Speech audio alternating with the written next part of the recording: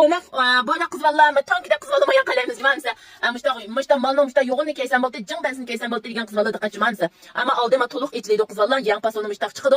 Ana lekin jip erkanda za çapan içi kesen momos ölmeydiğin cın bensin kesen boldu diyen kızlar. Oru kızlar gör kalsanlar şayikolardan kesen mi köydü onu. Mışta çoğdan şeydi. Ana lekin ben yönfo kosu yakıdı bak kız vallahi. Çok kumbertalın kiyulanlar. Top kopap yanı mağuş mışta kiyi vesanlar boldu şinçilik sırada çıkıdı. Şayikolardan kesen boldu bomus bir akşam dedik bana dariko iştalardan kesen boldu bana. Köydü onu. Tam işte dariko iştalardan kesen boldu. Rengler olap kalsa.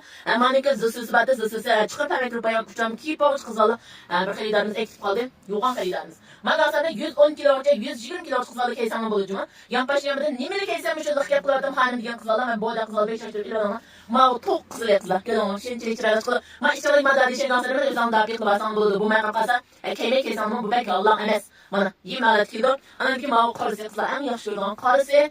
Manın keysanlı kızvalı yapılır. Anam bunu gansırı kızvalı. Mane ki zopnunda ki çıkıp ben anlarım sen ki yan altında. Şu kadar balık ettiler ki asıl jürgen aldım ben aldım biz koyarsa koşacaksa koşacaksa ummeyle.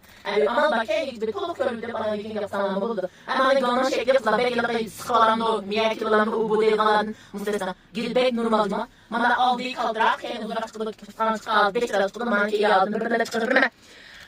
Şuna manadım o manda daha dikuna en mucizeden aş yeterdim. Ama zengin çıkmadan geçen bu diyen kızlarla şu kayısı aktif diye bana daha dikuna yaman dedim kızlarla yok çıkan. Katardan sonra geçen ama bu ne keyden kucum diye ama bir şey manada keyif kızlarla yapılmaz.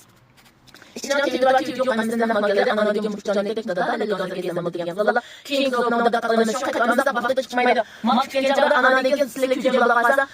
Çıkar baştan sana. Adam çıkar baştan sana dedi. Çıkar kızlarla şu katamı balak edip da da biz körama kim zopnunda ana hem keyifli bir çıkarım ben sayarım.